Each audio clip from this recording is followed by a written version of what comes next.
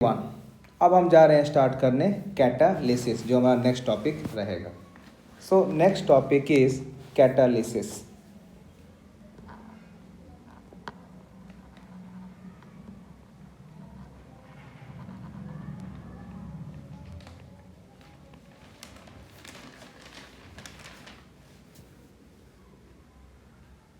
सबका मीनिंग हम बताएंगे, ये क्या है क्या नहीं है। देखिए, हम ये बोल रहे हैं, सपोज मान लीजिए हम एक रिएक्शन ले रहे हैं टू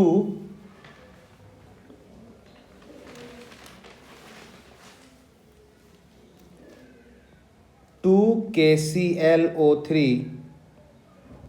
को आपने जब इसको हीट किया, कहाँ से कहाँ तक टेम्परेचर हुआ आपका 400 टू 700 डिग्री सेल्सियस तक। हमारा प्रोडक्ट बन गया 2KCl प्लस 3O2 मॉलिक्यूल्स। ये हमारा बन गया। अब देखिए, लेकिन अगर इसमें हम कैटलिस्ट डाल दिए होते तो क्या होता? अगर इसमें हम कैटलिस्ट डाल दिए होते तो हमें फिर इतना टेम्परेचर देने का रिक्वायरमेंट नहीं पड़ता। क्यों? क्योंकि कैटलिस्ट का काम ही होता है जो क्या करे, जो रेट ऑफ रिएक्शन को बढ़ा दे। ये कैटलिस्ट का काम होता है। तो यही रिएक्शन को अगर हम कैटलिस्ट के प्रेजेंट में करें तो क्या हो जाएगा? 2KClO3 को जब हमने हीट किया इन प्रेजेंस ऑफ MnO2, तो हम क्या देख रहे हैं कि यहाँ पर हमें टेम्परेचर देना पड़ेगा 200 degree Celsius to 400 degree Celsius, और ये 400 डिग्री सेल्सियस के अंदर में ही जो हमारा प्रोडक्ट है ये आ जाएगा। क्लियर है? तो फर्स्ट एंड सेकेंड रिएक्शन दोनों सेम है। डिफरेंस किसका आ गया? MnO2। यही MnO2 जो एक फॉरेन सब्सटेंस है, जो क्या किया, हमारे रिएक्शन को रेट बढ़ा दिया। कैसे रेट बढ़ाया? क्योंकि पहला वाला रिएक्शन 700 डिग्री सेल्सियस के रेंज में गया था, लेकिन दूसरा वाला 400 डिग्री सेल्सियस के रेंज में हो गया। और आप देख रहे हो कि प्रोडक्ट में हमें MnO2 से कोई लेना देना नहीं है। यानी MnO2 एक ऐसा सब्सटेंस है which is neither consumed in the reaction but it is only increasing the rate of A reaction. इसीलिए इसी Mn2 को हम क्या बोलते हैं? कैटलिस्ट। सो क्या हम बोलेंगे? कैटलिस्ट। और जो फेनोमेनन हो रहा है इसी को हम बोलते हैं कैटालिसिस। और जो फेनोमेनन हो रहा है इसको हम क्या बोलते हैं? इसी को हम बोलते हैं कैटालिसिस। और कैटालिसिस एब्जॉर्व करने वाले जो पहला साइंटिस्ट थे, कैटालिसिस फेनोमेनन को ऑब्जॉर्व करने वाले जो पहले साइंटिस्ट थे, उनका नाम था बर्जीलियस। उनका नाम था Berzelius, BERZILLIUS। It's name was Berzelius. Further हम कैटालिसिस प्रोसेस को दो पार्ट में डिवाइड करते हैं। सबसे पहला वाला को हम बोलते हैं homogeneous catalysis. The first one we say as homogeneous catalysis. The second one we say as heterogeneous catalysis. The second one we say as heterogeneous catalysis. हम कैटालिसिस को दो पार्ट में क्लासिफाई करते हैं। अब हम एक एक करके समझेंगे कब हम बोलते हैं होमोजीनियस कैटालिस्ट, कब हम बोलेंगे heterogeneous catalyst.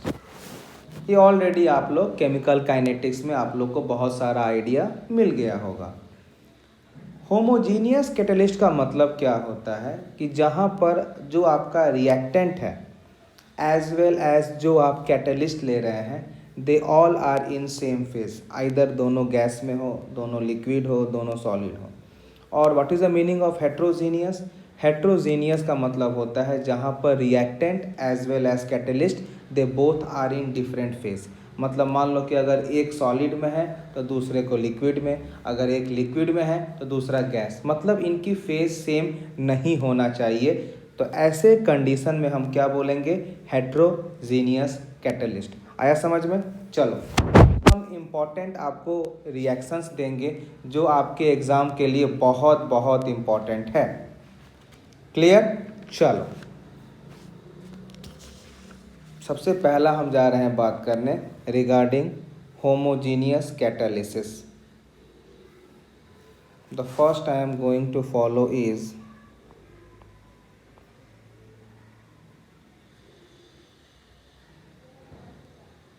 Homogeneous catalysis.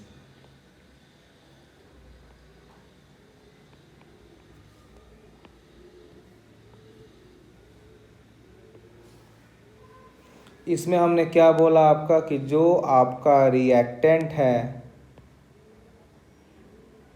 And product, जो आपका रिएक्टेंट है एंड कैटलिस्ट है, they should be in same phase, they should be in same phase. ये सेम फेज में होना चाहिए। एग्जाम्पल, कुछ नेम एग्जाम्पल्स है जो आपको याद होना चाहिए। सबसे पहला होता है लीड चैम्बर। ये एक रिएक्शन का नाम है। क्या नाम है इसका? Lead chamber. इसमें क्या होता है कि आप SO2 लेते हो एज ए रिएक्टेंट जो गैसियस फेज में होता है, साथ में आप ले लेते हो ऑक्सीजन गैस जो SO2 फेज में होता है, और इसमें आप कैटलिस्ट लेते हो NO नाइट्रस ऑक्साइड जो गैसियस फेज में होता है। आप क्या देख रहे हो कि ये वाला दोनों रिएक्टेंट है जो गैसियस फेज में है और ये कैटलिस्ट है जो गैस फेज में है। Means both reactant and catalyst are in same phase. So this is the example of homogeneous catalyst, और ये हमारा बना देगा product SO3। Very well known example जिसको हम बोलते हैं लीड चैम्बर। उम्मीद करेंगे आपको ये सब आना चाहिए, बाय नेम याद होना चाहिए। चैप्टर थ्योरेटिकल है। आपसे एक रिक्वेस्ट है कि सारे के सारे लोग एक बार NCERT का रीडिंग जरूर लगाएं before your examination of JEE और medical, in which department you belong. Second हम बात करते हैं इसका acidic hydrolysis of Easter. Acidic hydrolysis of Easter.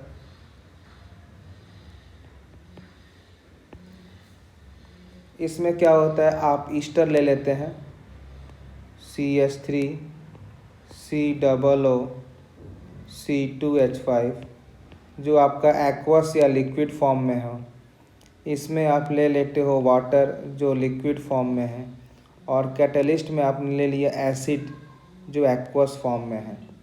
Aqueous means liquid. आप क्या देख रहे हो कि आपका जो रिएक्टेंट है ester and water they are in liquid phase, और जो आपने कैटलिस्ट लिया जो हमने एरो के ऊपर लिखा है H+, ये भी आपने लिया है लिक्विड फेज में। Means reactant and catalyst are in same phase, therefore this is the example of homogeneous catalysis. ये क्या दे दिया आपको?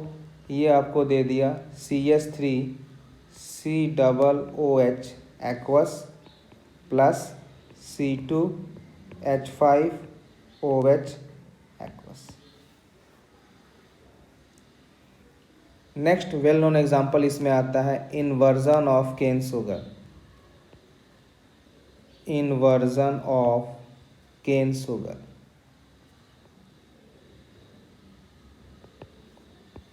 इसमें क्या होता है, आपने एक रिएक्शन ले लिया C12H22O11। जब आपने इसको आप ले लिया एक्वस फॉर्म में, इसमें आपने डाल दिया वाटर H2O लिक्विड फॉर्म में, ये आपका बन जाएगा H plus acid aqueous form में। उसके बाद मेरा आप क्या देख रहे हो कि यहाँ रिएक्टेंट भी एक्वस या लिक्विड में है। जो आपने एरो पर H प्लस लिया ये भी एक्वस फॉर्म में, means reactant as well as catalyst are in same phase. तो इसको हम क्या बोलेंगे, होमोजीनियस कैटालिसिस। ये हमको देगा product C6H12O6 aqueous plus C6H12O6 aqueous. आपके मन में एक क्वेश्चन, सर दोनों तो प्रोडक्ट सेम है तो डिफरेंस कहाँ आ गया? बेटा डिफरेंस आ जाता है आइसोमेरिक प्रोडक्ट में। एक अगर आपका D फॉर्म होगा तो एक आपका L फॉर्म होगा, तो difference are there in the isomeric form. तो ये सब कुछ वेल नोन एग्जांपल्स हैं किसमें, होमोजीनियस कैटालिसिस। ये सब एग्जाम में आता है। आपको एग्जाम में कुछ रिएक्शन दिया रहेगा, बोलेगा which of the following reaction follow homogeneous catalysis. इसीलिए हम बार बार बोल रहे हैं कि जैसे आपका S ब्लॉक हुआ, P ब्लॉक हुआ, D ब्लॉक हुआ, F ब्लॉक हुआ, मेटलर्जी हुआ, surface chemistry, polymers, chemistry in everyday, environmental chemistry, ये सब एग्ज़ाम देने से एक दिन पहले NCERT का पूरा रीडिंग लेकर जाना पड़ेगा, क्योंकि इसमें से बहुत सारा एग्जाम्पल डिट्टो कॉपी हो जाते हैं। ये हम बता रहे हैं उनके लिए जिनको जेई मेंस एंड मेडिकल के लिए तैयार हो रहे हैं। एडवांस में ये सब नहीं पूछते, वहाँ तो पूछेंगे प्रैक्टिकल एप्लीकेशंस। नेक्स्ट हम जा रहे हैं बात करने व्हाट इज़ हेट्रोजीनियस कैटालिसिस।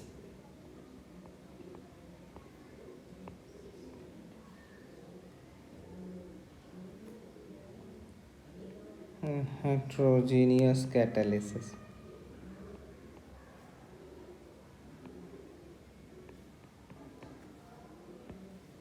इसमें क्या होता है आपका कि when reactant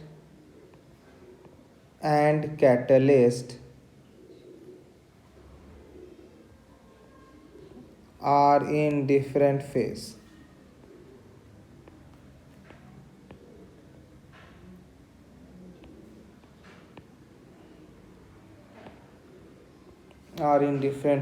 जैसे पहला एग्जांपल क्या लिखेंगे हम, कॉन्टैक्ट प्रोसेस। सब के सब P ब्लॉक में आप पढ़ चुके हो। पहला आपका होगा कॉन्टैक्ट प्रोसेस।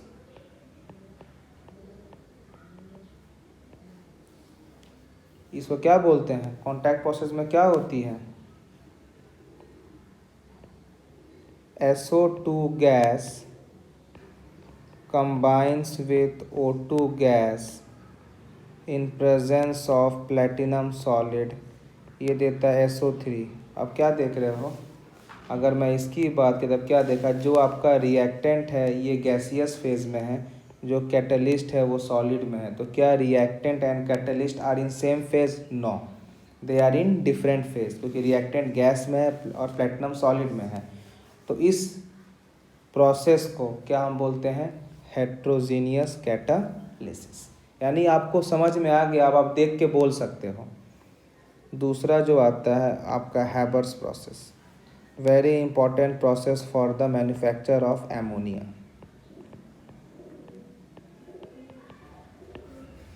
इसमें क्या होता है, आप जो N2 गैस ले रहे हो प्लस ऑफ 3H2 गैस ले रहे हो, this you are taking in presence of iron solid, ये दे रहा है हमारा 2NH3 गैस। आप यहाँ क्या देख रहे हो, आप यहाँ पर ये देख रहे हो कि जो आपका रिएक्टेंट है ये गैस फेज में है और जो आपका कैटलिस्ट है ये सॉलिड फेज में है। यानी reactant and catalyst are not in same phase, यानी ये क्या हो गया, हेट्रोजीनियस कैटालिसिस। नेक्स्ट हमारा आता है ओस्टवाल्ड प्रोसेस। नेक्स्ट हमारा आ रहा है ओस्टवाल्ड्स प्रोसेस। इसमें क्या होता है, हम एमोनिया का रिएक्शन, एमोनिया हम लेते हैं गैस में और साथ में हम लेते हैं O2 गैस और इसका हम रिएक्शन करवाते हैं प्लेटिनम सॉलिड से और ये हमारा बन जाता है NO, nitrous oxide gas plus water. फिर से वही है, जो आपका रिएक्टेंट है गैस फेज में है, कैटलिस्ट सॉलिड में है, तो क्या हो गया, हेट्रोजीनियस कैटालिसिस। नेक्स्ट आपका आता है example decomposition of H2O2। Next is decomposition of H2O2 gas. इसमें क्या होता है, जब हम H2O2 एक्वस लेते हैं, साथ में हम यहाँ ले लिए प्लेटिनम सॉलिड, ये क्या बन गया, 2H2O liquid plus of O2 gas. फिर से देख रहे हो कि जो आपका रिएक्टेंट है वो किस फॉर्म में है, एक्वस में, कैटलिस्ट किस में, सॉलिड में, क्या बन गया, H2O। So it is the example of heterogeneous catalysis. अब हम ये बात कर रहे हैं कि डिफरेंट टाइप्स ऑफ कैटालिसिस जिनकी हमें बात करना है और जो हमारे सिलेबस में हैं। हम कैटालिसिस को 4 पार्ट में डिवाइड करते हैं। हम यहाँ लिख दिए टाइप्स ऑफ कैटालिसिस या कैटालिस्ट। सबसे पहला होता है आपका positive catalysis. The first one is your positive catalysis. Second one is your negative catalysis. The third one is your auto catalysis. Auto catalysis. The fourth one is your induced catalysis। ये 4 तरह के catalysis जिनके बारे में हम क्या करते हैं, क्लासिफाई करके इनको एक एक करके स्टडी करेंगे। ठीक है, चलिए हम सबसे पहला बात कर रहे हैं रिगार्डिंग कैटालिसिस। सबसे पहला जो हम बात कर रहे हैं कैटालिस्ट का, the first which I am going to focus is positive catalysis। The first I am going to focus is positive catalysis।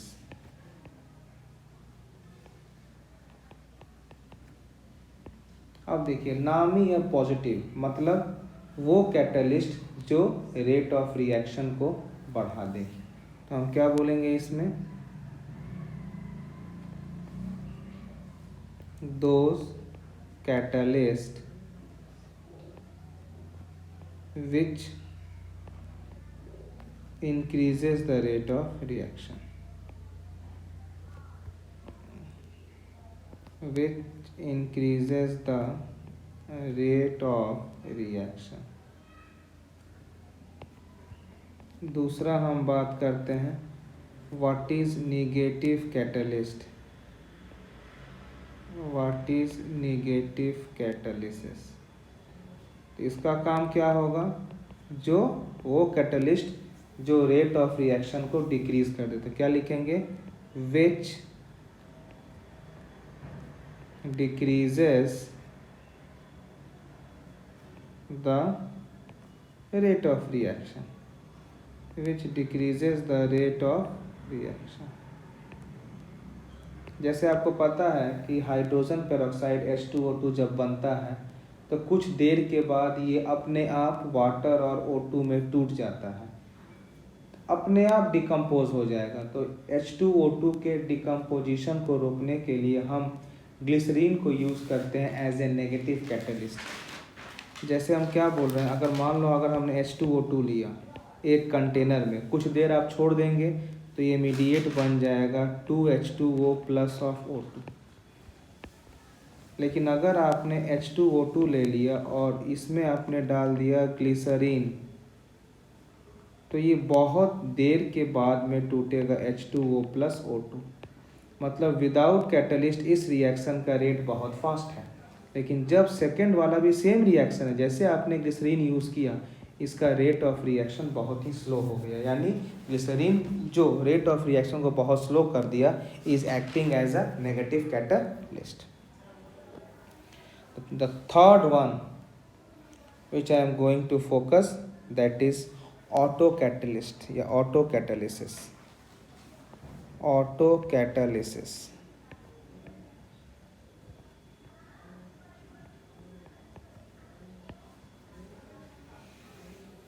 इसमें क्या होता है कि there are certain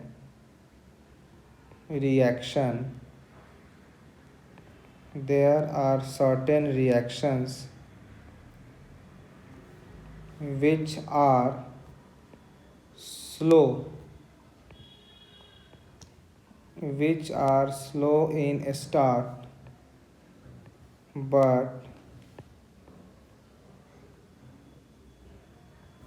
but gradually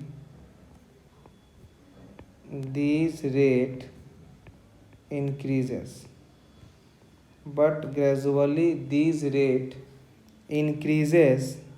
as reaction proceeds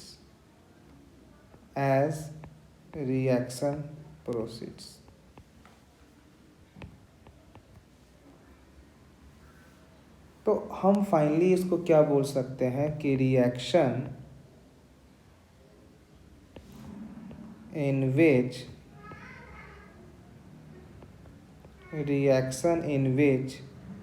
one of the product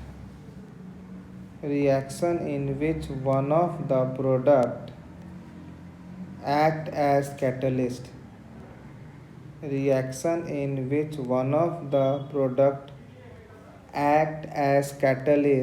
and increases rate of reaction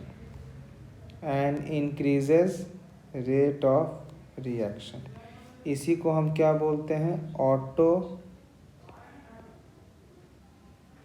auto catalytic reaction. मतलब इसमें automatic जो होता है product, they are going to work as catalyst. Next होता है induced catalyst. Next we are going to study induced catalyst।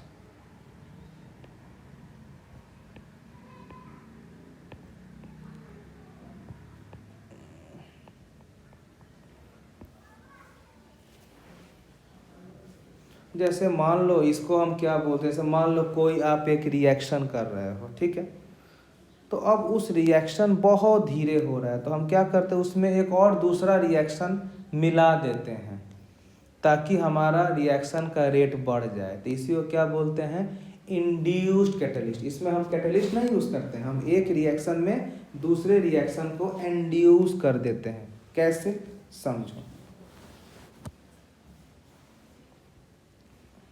हम पहले लिखते हैं, हम क्या बोल रहे हैं कि when a chemical reaction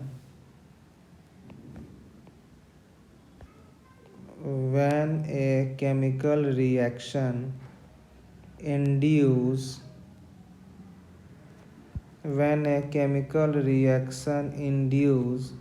other reaction,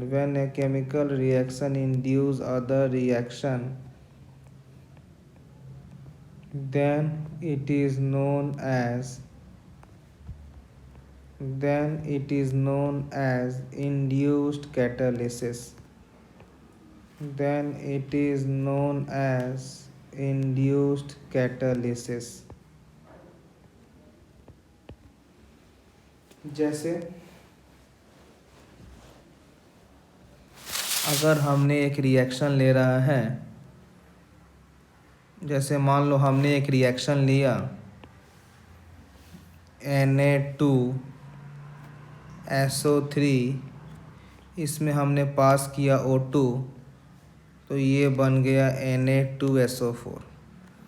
लेकिन जब दूसरा रिएक्शन लेते हैं हम Na3ASO3, और जब हमने यहाँ से पास किया O2, तो ये बनना चाहिए Na2 ASO4, लेकिन ये पॉसिबल नहीं है। मतलब जब दोनों रिएक्शन को अलग अलग कर रहे हैं तो पहला वाला रिएक्शन पॉसिबल है, दूसरा पॉसिबल नहीं। लेकिन यही जब हम दोनों रिएक्शन को इंड्यूस कर देते हैं, मतलब दोनों रिएक्शन को हम मिक्स कर देते हैं, तो क्या हो जाएगा ये Na2SO3 प्लस Na3ASO3, हमने ऑक्सीजन को पास किया, ये बन गया Na2SO4 plus of Na2ASO4।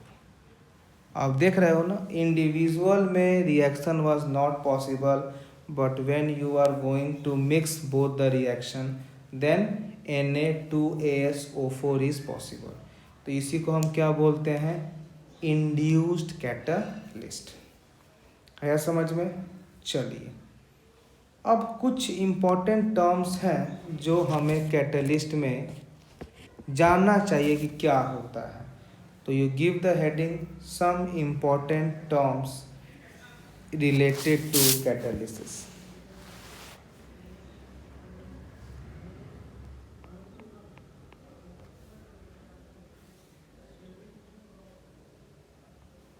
Write some important terms, some important terms related to catalysis. Some important terms related to catalysis. सबसे पहला आता है प्रमोटर। सबसे पहला आता है promoter.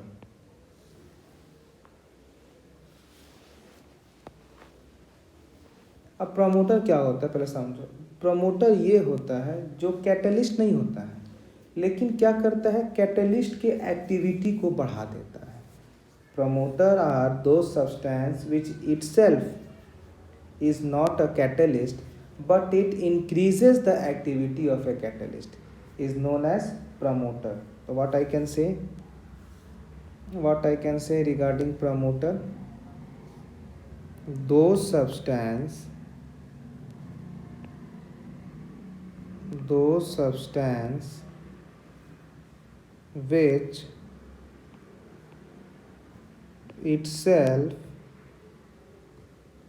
which itself does not act as a catalyst but their presence increases activity of the catalyst.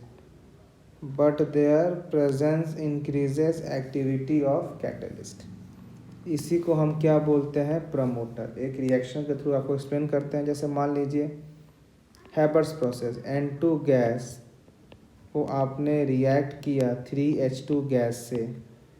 This reaction generally occurs at equilibrium. आपने यहाँ पर Fe आयरन ले लिया सॉलिड में, और साथ में आपने ले लिया मोलिब्डेनम, और ये दे दिया हमें 2NH3 गैस। अब समझने वाली बात ये है कि भाई एरो पर तो हमने दो लिख दिया, एक आयरन भी लिख दिया और एक लिख दिया मोलिब्डेनम। अब दोनों का क्या मतलब है भाई, जो Fe है इसको हम बोलते हैं क्या, कैटालिस्ट, और जो मोलिब्डेनम इसको क्या बोलते हैं हम, प्रोमोटर। इसको हम बोलते हैं क्या, प्रमोटर। तो पहला टर्म्स आपको समझ में आना चाहिए, व्हाट इज प्रमोटर। प्रमोटर क्या है, ये एक कैटलिस्ट नहीं है, लेकिन कैटलिस्ट के एक्टिविटी को बढ़ा देता है। क्या करता है, बढ़ा देता है। दूसरा जो एक टर्म आता है कैटलिस्ट में, पॉइजन।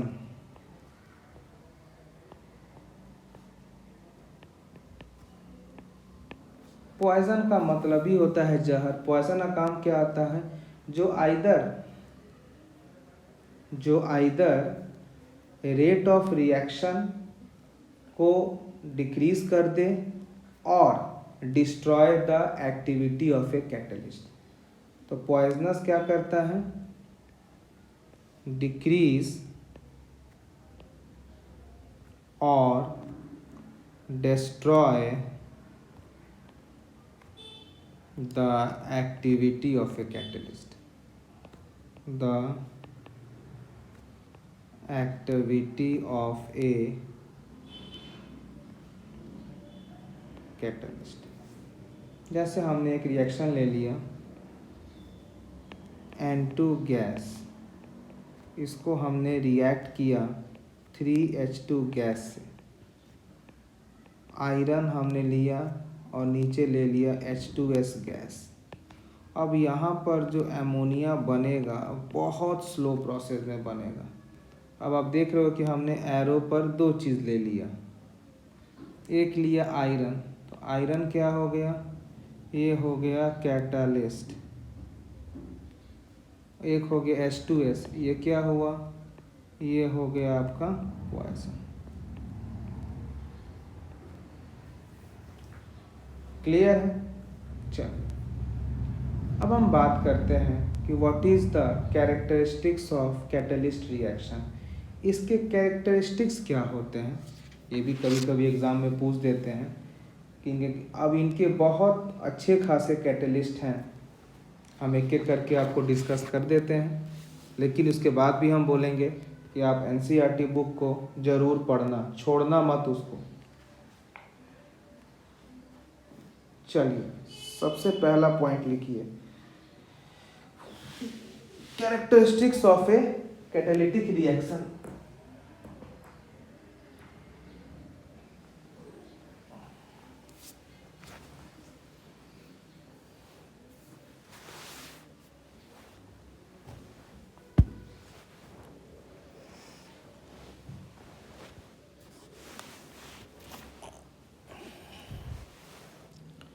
सबसे पहला पॉइंट लिखिए आप, कैरेक्टरिस्टिक्स ऑफ कैटलिस्ट रिएक्शन या कैटालिसिस रिएक्शन।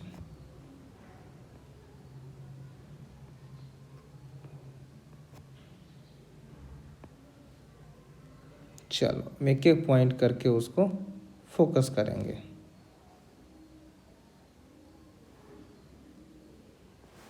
पहला point,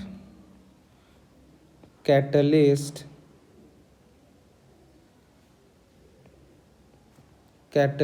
cannot initiate any reaction। Catalyst किसी भी रिएक्शन को इनिशिएट नहीं कर सकता, ये केवल क्या करता है, रिएक्शन के रेट को बढ़ाता है, रिएक्शन को स्टार्ट नहीं करता, पहला। दूसरा पॉइंट कि only not large A small amount of catalyst is required for any reaction, बहुत ज़्यादा मात्रे में नहीं लगते हैं। सेकेंड हम क्या बोलते हैं कि a small amount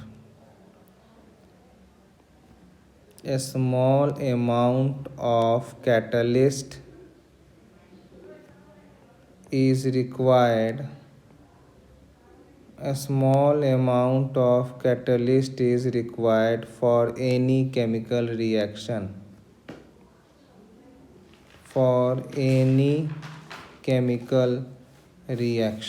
a small amount is required।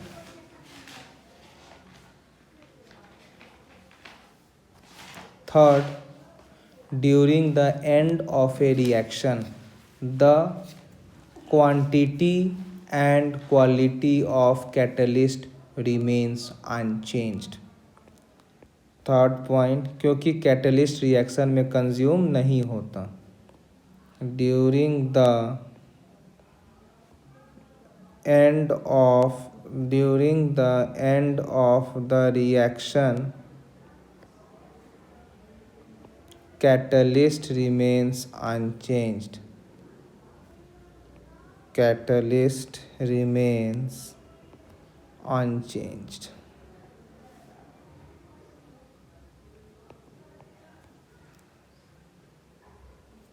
Next,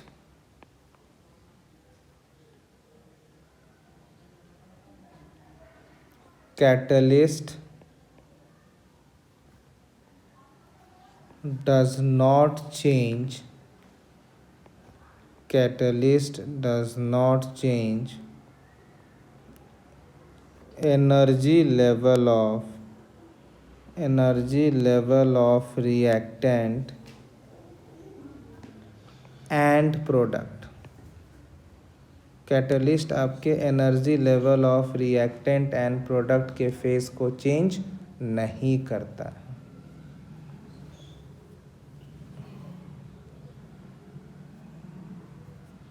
next, catalyst से हमारा del H, del G, del S value do not change.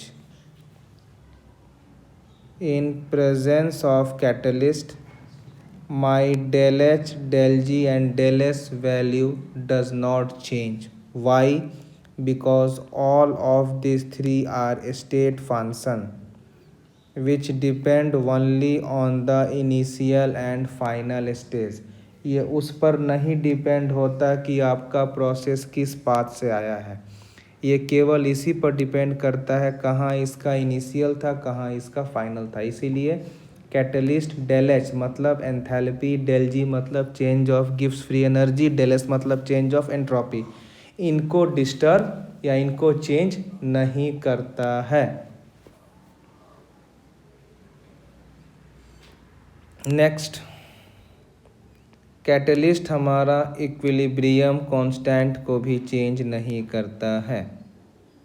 Catalyst मतलब हमारे पास तीन फैक्टर, एक होता है इक्विलिब्रियम कांस्टेंट, एक होता है के एफ, एक होता है के बी.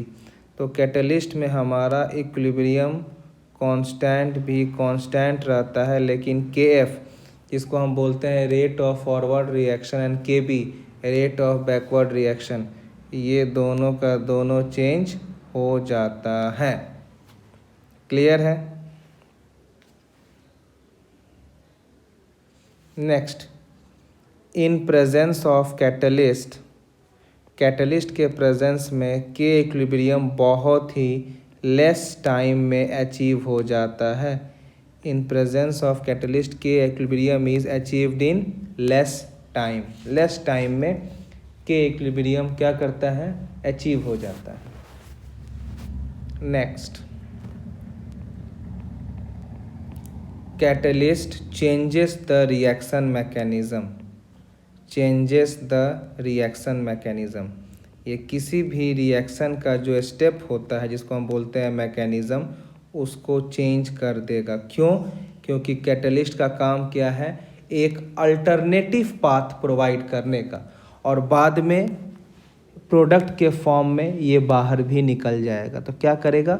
रिएक्शन मैकेनिज्म चेंज कर देगा by providing A alternative path.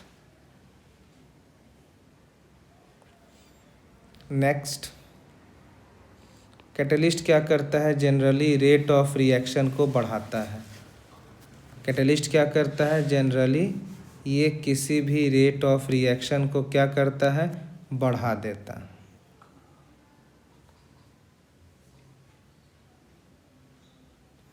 और लास्ट जो होता है हमारा वो होता है सेलेक्टिविटी